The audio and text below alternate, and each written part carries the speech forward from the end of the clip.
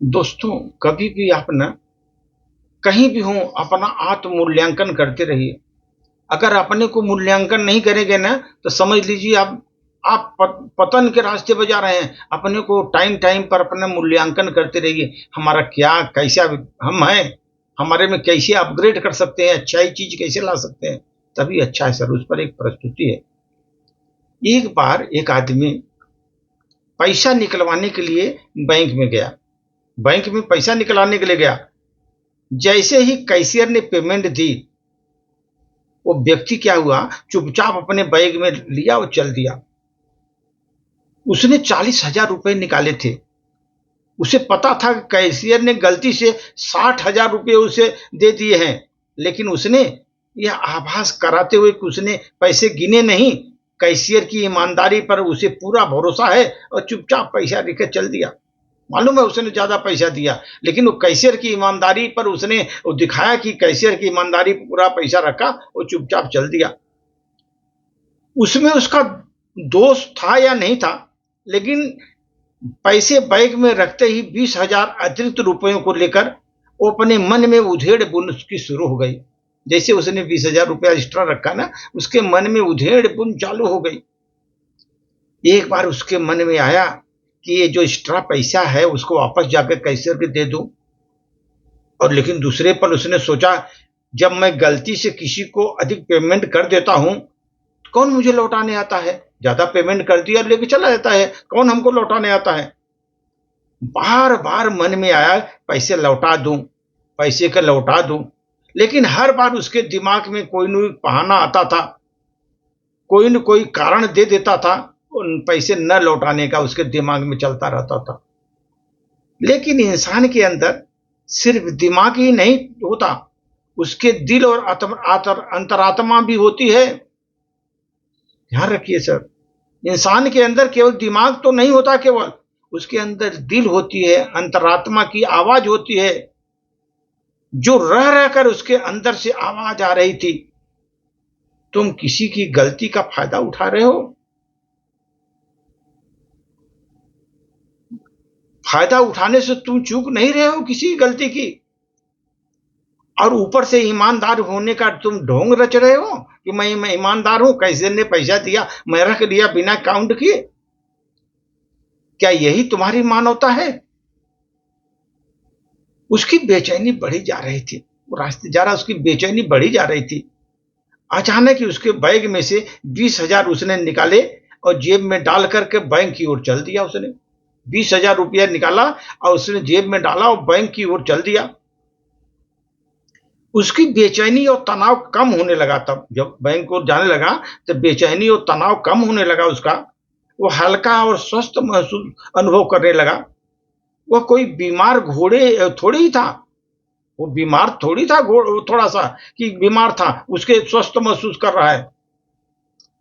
लेकिन उसे लग रहा था जैसे उसी किसी बीमारी से मुक्ति मिल गई। बीमार नहीं था, लेकिन जैसे वो बैंक की तरफ जाने लगा, उसको लगा मैं किसी बीमारी से मुक्त हो रहा हूं, उसे मुक्ति मिल रही है।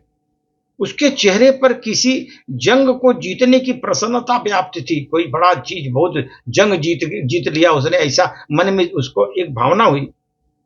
रुपए पाकर कैशियर ने चैन की सांस ली। जब उसने पैसा ले जाकर के कैशियर को दिया, कैशियर चैन की सांस ली। उसने कस्टमर को अपनी जेब से 1,000 रुपए निकाल कर उसे देते हुए कहा, भाई साहब, आपका बहुत बहुत आभार। आज मेरी तरफ से बच्चों के लिए मिठाई ले जाना। इसको मना मत करिए प्लीज, इसको मना मत करिएगा। भाई, मैं तो आभारी तो मैं हूं आपका कि आज मिठाई भी मैं ही आपके सबको खिलाऊंगा। वो व्यक्ति बोला, क्योंकि मैं मिठाई खिलाऊंगा आप सभी को, मैं तो आभारी हूं। वो आदमी बोलता है।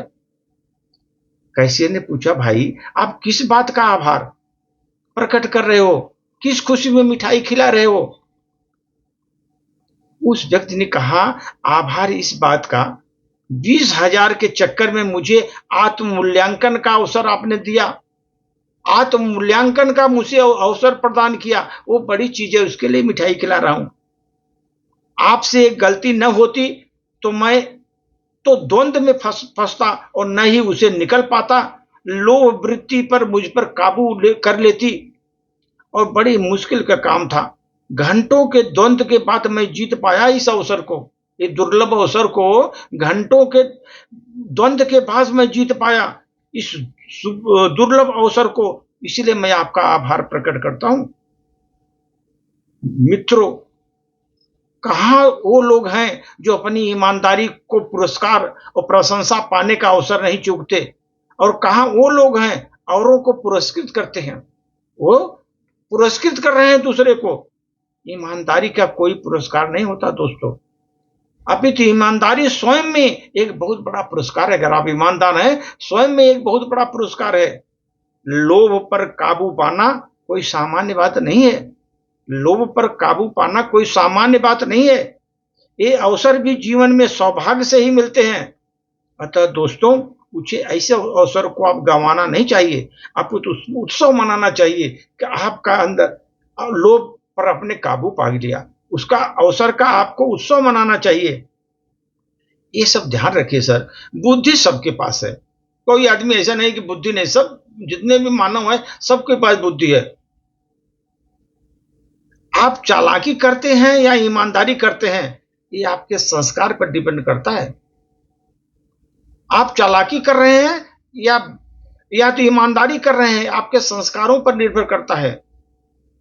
चालाकी जो होता है ना सर, 4 दिन चमकती है, 4 दिन की चांदनी रहती है चालाकी में, लेकिन ईमानदारी जीवन भर निकटता बनाए रखती है। अगर आप ईमानदारी रखेंगे ना, जीवन भर निकटता बनाए रखेंगे। इसलिए सर, चालाकी मत करिए, कहीं भी चालाकी मत करिए, ईमानदारी करिए। ईमानदारी से आप सबके जीवन में निकटता बना रखेंगे, सबके प्रिय बने रहेंगे। बेईमानी करेंगे, कुछ दिन तक चलेगी आपकी चालाकी, ऑफिस के बाद आपका जो है ना, फिर वो आप संस्कार ही आपका है, आपका संस्कार ही चालाकी है, ईमानदारी का है। तो उसमें मालूम होता है किस तरह का संस्कार आपको मिला हुआ है।